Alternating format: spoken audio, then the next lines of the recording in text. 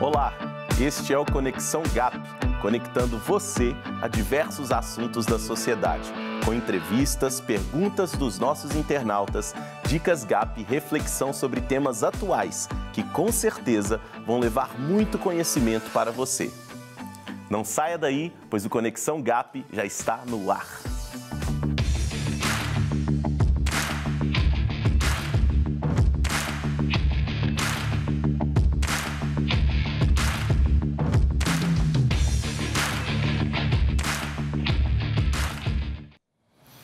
O Conexão GAP tem o objetivo de levar conhecimento sobre todas as esferas da sociedade, principalmente da esfera política, a vocês, nossos telespectadores. Queremos estimular você, que nos assiste, a se envolver nos problemas da sua cidade e do Brasil, para que se torne um influenciador, uma pessoa ativa e engajada. No nosso programa, sempre temos entrevistas com convidados sobre temas relevantes. Hoje eu recebo o Thiago Toscano, presidente da Companhia de Desenvolvimento Econômico de Minas Gerais, que vai conversar com a gente sobre investimentos e geração de empregos. Olá, Thiago, seja muito bem-vindo. Olá, Lincoln. Muito obrigado pelo convite, é um prazer estar aqui participando desse programa com você e compartilhar aí com os telespectadores um pouquinho desse tema e da experiência, né, nossa aqui no trabalho. Thiago, para os nossos telespectadores entenderem, explica para a gente um pouquinho o que é a Codenge. É engraçado, né? A Codenge é um termo novo, mas talvez a maioria das pessoas vão conhecer como Codemig, né? Que é uma empresa que hoje detém o direito minerário do nióbio, lá em Araxá. Tão famoso nióbio, né? Tem sido falado bastante aí. Mas em 2018 houve uma cisão, né? A empresa se dividiu para isolar o nióbio, uma tentativa de abertura de capital, né? De privatização no governo anterior. E a Codenge ficou com o restante dos ativos. Então a Codenge tem o hotel, o Grande Hotel de Araxá, o Expo Minas aqui de Belo Horizonte, tem alguns outros imóveis, né? Distritos industriais. Codenge é sócio também de algumas empresas, da Elibras, que produz helicópteros lá em Itajubá, Companhia Brasileira de Lítio lá em Araçuaí. E tem também outros direitos minerários, né? Tem o fosfato também que está lá em Araxá, o calcário lá em Arcos, né? Uma parceria com a CSN. Então, é uma empresa aí que faz gestão de ativos, mas que hoje esses ativos, na sua maioria, tirando o nióbio, que dá muito dinheiro, esses ativos dão prejuízo, né? E a gente está lá tentando consertar. Excelente, excelente. Os recursos públicos hoje são suficientes para suprir a demanda de investimento no país? Não, certamente que não, né, Lincoln? Assim, acho que se isso fosse verdade, certamente a gente não tinha um déficit habitacional, a gente não tinha problemas de saneamento, né, falta de vaga nas escolas. Então, e quando a gente olha para o estado de Minas Gerais especificamente, né, que vem para uma crise onde nós temos tentado resolver, né, e estamos até com certo sucesso. Se a gente pegar o estado de Minas Gerais que não estava conseguindo pagar a folha em dia, você imagina fazer investimento. Então, necessariamente, a gente precisa contar com parcerias aí com o setor privado para que a gente traga investimentos de fora também, né? Uhum. O marco do saneamento por exemplo, deu uma segurança jurídica maior para que empresas privadas, empresas de fora venham investir e a gente possa universalizar o saneamento. Então, é fundamental que a gente possa contar com recurso privado para fazer os investimentos públicos, porque a pergunta secamente é não. A gente não tem dinheiro para poder fazer isso. Então, hoje, a importância do setor privado para alavancar os investimentos públicos. É importante essa parceria, essa sinergia, e o governo tem buscado isso? Não, sem dúvida, né? Eu falo assim, não só buscado os investimentos privados para fazer os investimentos públicos, mas também para fazer investimentos privados que vão gerar benefícios públicos. Né? Então, vou dar o exemplo aqui que eu costumo dar quando eu viajo aí pelo interior ou dou algumas palestras, né? Poderia dar vários aqui, mas vamos falar, por exemplo, da Tiberina, que é um fornecedor da Fiat, e que, quando chegou para a gente, chegou para fechar, né? E fechar significava finalizar com 300 empregos diretos. E ela queria fazer um investimento para poder expandir. Bom, quando ela implanta, né, ela traz esse investimento, eram 150 milhões de reais, né, ela traz esse investimento para Minas Gerais, implanta a fábrica, coloca para operar, emprega 300 pessoas, são 300 pessoas que, na maioria das vezes, conseguem pagar um plano de saúde e aí não precisa ir no posto de saúde, né, consegue pagar uma escola particular para o filho, e aí não precisa usar a rede pública. E aí, automaticamente, esse investimento privado, que foi feito todo privado, desafogou o público. Excelente. Né? O investimento público, porque aí a prefeitura, nesse caso, não precisa investir tanto em saúde, tanto em educação, basta investir na relação com o privado para que ele venha, se estabeleça dentro do município, traga os benefícios. E olha só que legal, Lincoln, na hora que essa empresa gera os empregos, ela também arrecada impostos, né? Ela paga os impostos, a prefeitura arrecada. Como ela não tem que gastar ou gastar menos com saúde e educação, aí ela vai poder fazer melhoria das vias públicas, né? Vai poder fazer poda de árvore, vai poder melhorar a assistência social. Então, essa é essa relação do público com o privado, ela é fundamental para o desenvolvimento econômico, né? Na verdade, quem é o protagonista do desenvolvimento econômico é justamente o privado. O papel do Estado é um papel de articulação, né? Um papel de facilitação de quem quer investir. A gente sabe que tem muitas barreiras, né? Eu fui presidente ali também da Invest Minas, né? E eu falava que a Invest Minas era uma espécie de one-stop shop. Se você quer resolver o seu problema no Estado, busca ela. Uhum. Porque se você não for, você tem que ir lá na Fazenda para resolver tributo, no meio ambiente para resolver seus problemas ambientais, depois no BDMG para poder pegar um crédito, né? Se tiver alguma capacitação de mão de obra que você precisa de ajuda, vai na educação. Aí a empresa fica maluca, fica peregrinando dentro do Estado, né? Então, não, vai lá, vai no INDE, né? Hoje Invest Minas, e ela vai te ajudar a caminhar por dentro do Estado. Então, o Estado tem que ser receptivo, ele tem que ser atrativo, ele tem que derrubar as barreiras, porque quando ele derruba as barreiras, os investimentos vêm naturalmente. Eu queria compartilhar até um caso muito engraçado, porque a gente trabalhou na vinda da Amazon e da Mercado Livre, duas concorrentes, né? E a gente estava mais avançado com a Amazon e o Mercado Livre ainda um pouquinho distante a negociação. Fechamos com a Amazon, combinamos de anunciar numa segunda-feira. Anunciamos. Na terça, o pessoal do Mercado Livre ligou e falou assim, queremos anunciar o investimento na quinta-feira. Então, gera um círculo muito virtuoso, sabe? Quando você tem uma relação boa, as empresas ficam sabendo, elas ficam, tem alguma coisa acontecendo em Minas Gerais aí. O que está acontecendo? E aí o investimento vem e o desenvolvimento vem. Excelente, excelente. E o que esses investimentos podem trazer de oportunidade para os jovens aqui em Minas Gerais? Muito do nosso público é jovem. E o que eles podem trazer de benefício para esses jovens, essa atração de investimento, tanto Invest Minas, né, quanto hoje o trabalho na Codenche? Fala um pouquinho para a gente, por favor. Eu acho que essa pergunta, Lincoln, é a pergunta principal, né? Porque o que acontece é o seguinte, acho que duas coisas, né? O jovem, para ele entrar no mercado de trabalho, vou falar aqui pelo lado mais do empresário, né? Ele olha para o jovem e sabe que o jovem não tem uma formação, uma experiência profissional e que não tem como cortar caminho, né? É cabelo branco, igual os nossos estão ficando aqui, né? A gente precisa de rodagem. Então, você tem, principalmente para os jovens aí de 17 a 24 anos, imagina um funil, muito jovem entrando no mercado de trabalho, com poucas oportunidades de emprego, o funil saindo, pingando poucos empregos lá embaixo. Então, poucos jovens, se a gente não trabalha no desenvolvimento econômico, são muitos jovens para poucas oportunidades. Na medida em que a gente traz mais empresas, foram nesses 3 anos e meio aí cerca de 100 mil empregos diretos, né, sem contar os indiretos, a gente começa a ter uma inversão que é muito favorável para o jovem. Ele vai, na medida em que ele começa a acessar o mercado de trabalho, ele acessa e aí tem vaga para ele poder trabalhar. Eu me lembro quando eu estudava economia, fui comprar um livro numa livraria, o livro chamava História do Pensamento Econômico. Cheguei na livraria e pedi o livro, e aí tinha uma pessoa do meu lado e me perguntou assim, você é economista? está estudando economia, e eu todo orgulhoso, falei, ele falou assim, coitado, mais um para ficar desempregado. E eu, graças a Deus, nunca fiquei, né? Por quê? Porque o jovem também precisa se preparar, né? Você imagina, a competição, ela é alta.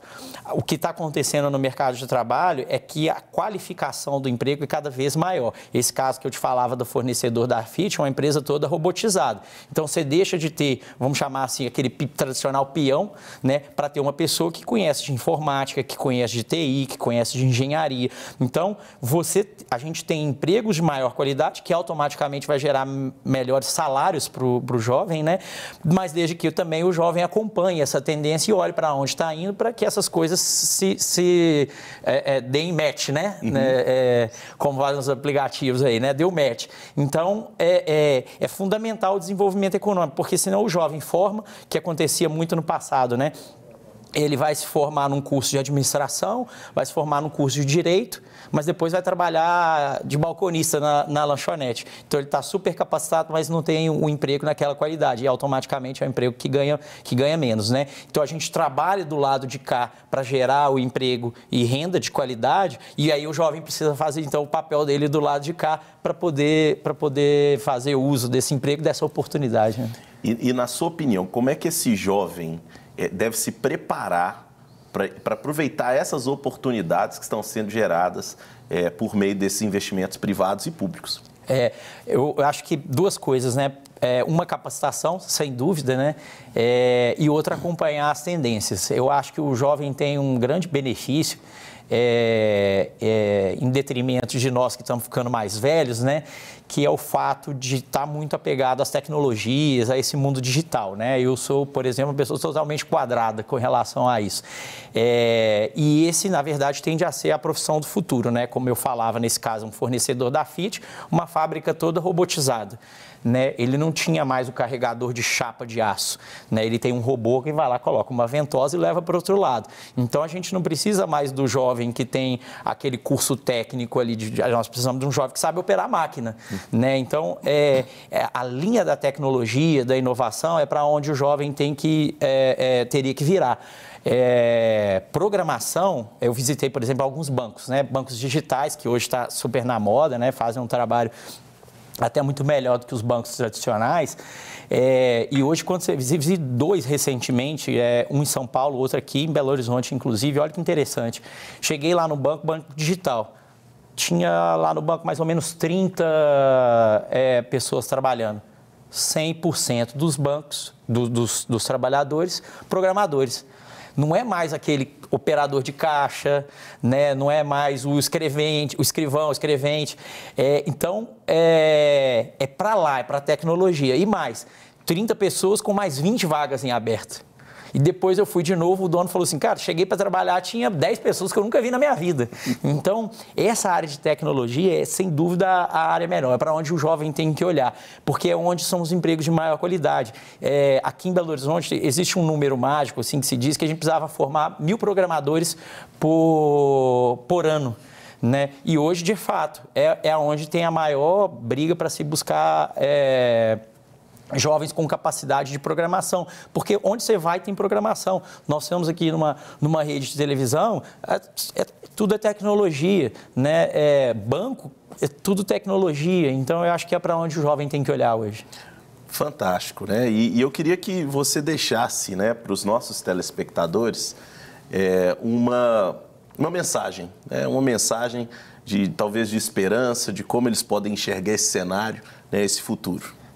Eu acho que a principal mensagem aqui, eu sou muito otimista, né? Sempre fui. Até quando falaram para mim que eu ia ficar desempregado, eu estava otimista. Imagina agora que está dando tudo certo, né? Então, eu acho que eu vou dar uma mensagem, eu vou na linha do que eu fiz um programa nos Estados Unidos em 2015, fiquei lá 7 semanas. Um programa chamado Eisenhower Fellowships, que era uma troca de experiência de jovens líderes no mundo todo. Eu fui o brasileiro do ano. E o presidente do conselho de administração dessa instituição era o general Colin Powell, que foi secretário de Estado americano no governo do George Bush, né? E eu tive o prazer de receber dele, né, a premiação. E eu me lembro que no evento, muito cheio, tinha uma plateia de crianças de escolas públicas, e a maioria delas negras. E o general Colin Powell negro, né? E aí uma das meninas perguntou na abertura para ele e falou assim... o que você acha que o Estado pode fazer para melhorar a oportunidade para nós jovens? Mais ou menos na linha do que você acabou de me perguntar aqui. Ele na mesma condição, mas mais velho, né, do que a menina, respondeu para ele, falou assim, olha, de fato o Estado poderia fazer muito pelos jovens, mas não espere o Estado, faça a sua parte. Se você fizer a sua parte, vai dar certo. Eu fiz a minha, tive uma carreira de sucesso. Se a gente for ficar esperando alguém pegar a gente pela mão e levar, nós somos deixados à sorte, né? Pode ser que dê certo, pode ser que não, dependendo do Estado. Então, assume as rédeas da sua vida, né? Toca, porque aí vai dar certo, tá na sua mão, não fica dependendo do Estado, né? O jovem tem essa capacidade, quem vai para cima, você sabe disso, você tem uma carreira de muito sucesso, a gente consegue fazer sem ficar dependendo dos outros. Acho que a principal mensagem é essa. Tiago, muito obrigado. Infelizmente o nosso tempo acabou. Mais uma vez, obrigado pela presença e sucesso no seu trabalho à frente aí da Codenche. Obrigado, Lincoln. Obrigado pelo convite, um prazer. Sempre que puder participar aqui, pode contar com a minha presença. Perfeito. E quem está aqui com a gente é a integrante do GAP, Cássia da Silva, que vai responder a pergunta do quadro GAP Responde.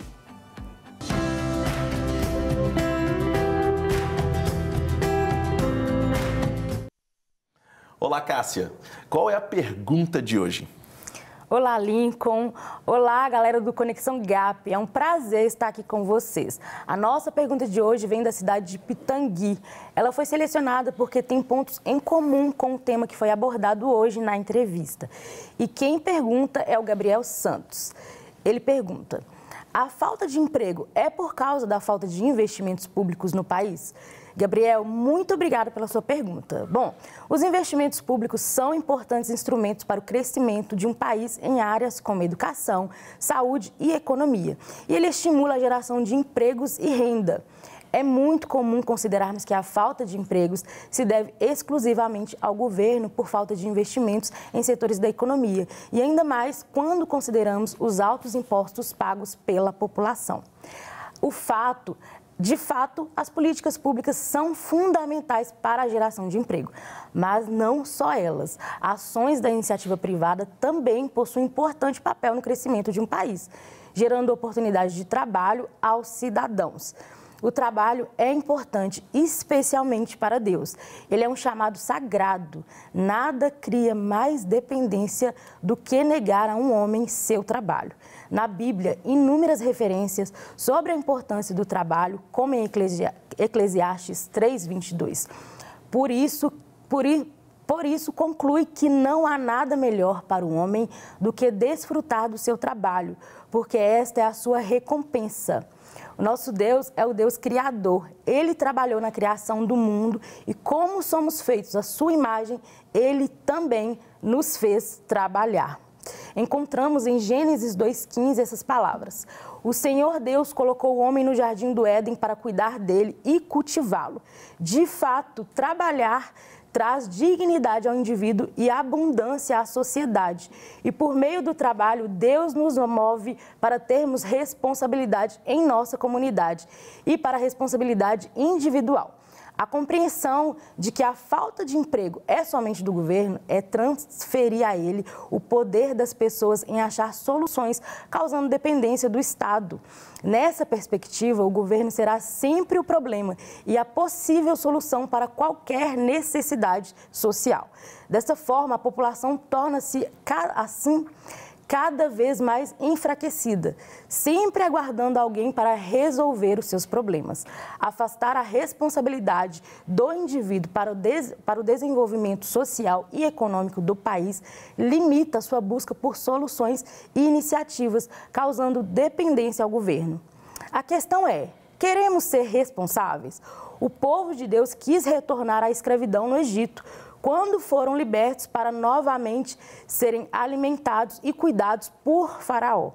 Como cristãos, ao delegarmos somente ao governo a solução dos problemas gerados pela falta de empregos, colocamos em questão a própria imagem de Deus que nos fez criativos e para a liberdade.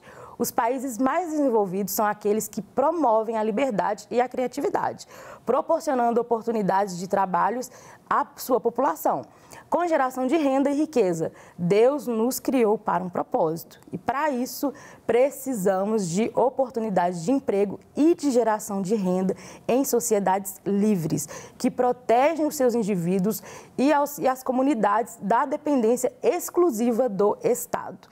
Então é isso, Gabriel. Eu espero ter respondido a sua pergunta. E se você também quer participar do GAP Responde, é muito fácil. É só seguir o nosso perfil no Instagram, @gap.unec, e enviar um direct pra gente com a sua pergunta, o seu nome, a sua cidade e a hashtag GAP Responde. Até mais! E como este programa gosta de levar muito conhecimento para você, não pode faltar a Dica GAP de hoje. E dessa vez, quem vai dar uma super dica para nós é o integrante do GAP, Pablo Almeida. É com você, Pablo.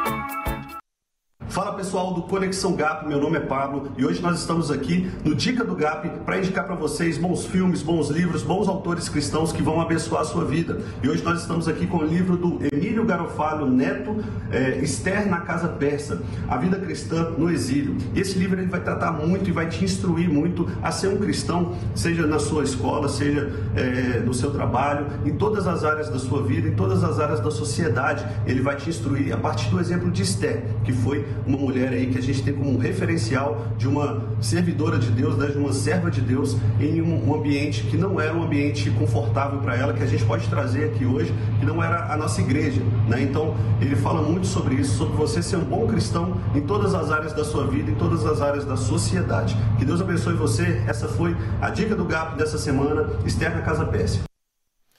Valeu, Pablo. Obrigado pela sua participação e pela excelente dica. E agora vamos à nossa reflexão bíblica de hoje. Em Provérbios 3, 9 e 10, diz: honra o Senhor com os teus bens e com a primeira parte de todos os teus ganhos, e se encherão os teus celeiros e transbordarão de vinho os teus lagares. Provérbios é um livro repleto de ensinamento sobre vários aspectos da vida.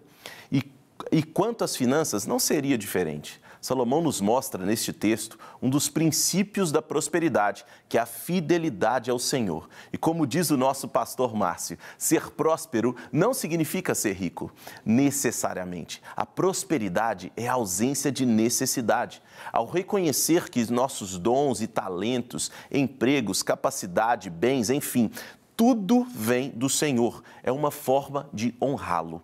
Entregar as primícias, os dízimos e as ofertas é demonstrar ao Senhor que aprendemos. Então, que investir no reino de Deus seja uma semeadura certa e reflete com abundância em todas as áreas da nossa vida, inclusive das nossas próprias finanças. Faça isso hoje mesmo. Honre ao Senhor com as suas primícias e os seus lagares transbordarão. Bem, hoje nós vamos ficando por aqui, mas eu te espero no próximo Conexão GAP. Tchau!